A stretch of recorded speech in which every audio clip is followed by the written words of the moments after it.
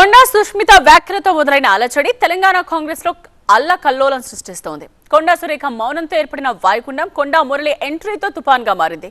తెలంగాణ కాంగ్రెస్ లో కల్లోలం రేపుతున్న ఈ తుఫాన్ ఎక్కడ తీరం దాటుతుందో, ఎప్పుడు దాటుతుందో, ఎంతటి ప్రభావం చూపిస్తుందో అర్థం కాని పరిస్థితి. హఠాత్తుగా ప్రజాభవన్ కేంద్రంగా కేంద్రీకృతమైన ఈ తుఫాన్ తీరం దాటుతుందా, లేకపోతే టీ కప్పులో తుఫాన్లా మారిపోతుందా? కొండా సురేఖ వ్యవహారంపై కాంగ్రెస్ నాయకత్వం ఏ నిర్ణయం తీసుకుంటుందనే ఉత్కంఠ కొనసాగుతోండగానే తెలంగాణ రాజకీయాల్లో కీలక పరిణామాలు జరుగుతుండడం ఆసక్తి రేపుతోంది. భట్టి విక్రమార్కతో భేటీ అనంతరం కొండా మురళి కీలక వ్యాఖ్యలు చేశారు. సుస్మిత వ్యాఖ్యలపై భట్టితో చర్చించలేదు అన్నారు. సుస్మిత ఆమెకు నచ్చినట్టుగానే ఉంటుందన్నారు. తన కూతురికి స్వతంత్రంగా మాట్లాడే హక్కు ఉందన్నారు. అది నా బిడ్డ ఇష్యూ. 30 సంవత్సరాలు ఉన్నాయి దానికి. ఇలా దాని బిడ్డకు 15 సంవత్సరాలు ఉన్నాయి. వాళ్ళ ఇష్యూ. ప్లాన్ ఏలా అది ఏం చేసింది, ప్లాన్ బిలో ఏం చేసుకుంటుందో నా బిడ్డకు తెలుస్తుంది, నాకు తెలుస్తుందా అన్న.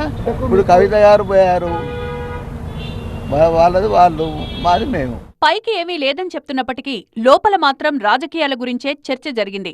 భట్టితో గంటకు పైగా కొండా మురళి భేటీ అయ్యారు.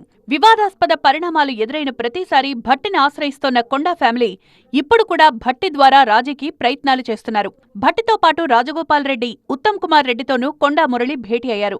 ప్రస్తుత పరిణామాల్లో తామేం చెయ్యాలి అన్న దానిపై వివరణ ఇచ్చే ప్రయత్నం చేశారు. సుస్మిత వ్యాఖ్యలకు పార్టీతో సంబంధం లేదని చెప్పే ప్రయత్నం చేశారు. ఖర్గేను కలిసిన అంశంపై కూడా భట్టికి వివరణ ఇచ్చారు కొండా మురళి. తాజా పరిణామాలపై అధిష్టానం సీరియస్ గా ఉందని భట్టి చెప్పినట్లుగా టాక్. మంత్రులంతా ఇప్పుడు ఏకతాటిపైకొచ్చారన్న సంకేతాలు కూడా ఇచ్చారు. ఇలాంటి పరిస్థితుల్లో అధిష్టానం ఎలాంటి నిర్ణయం తీసుకోబోతుందన్న దానిపై రాజకీయ వర్గాల్లో ఉత్కంఠ కంటిన్యూ అవుతోంది.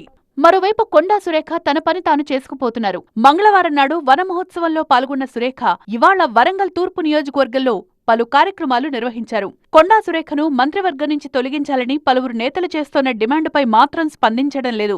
అధిష్టానం ప్రకటన తర్వాతే మీడియా ముందుకొచ్చే ఆలోచనలో కొండా సురేఖ ఉన్నారని ఆమె అనుచరులు చెప్తున్నారు. దీంతో ఆమె మౌనంపై సర్వత్రా ఉత్కంఠ నెలకొంది. మరోవైపు పార్టీ నిర్ణయం ఏంటనే దానిపైన తీవ్ర ఉత్కంఠ కంటిన్యూ అవుతూనే ఉంది.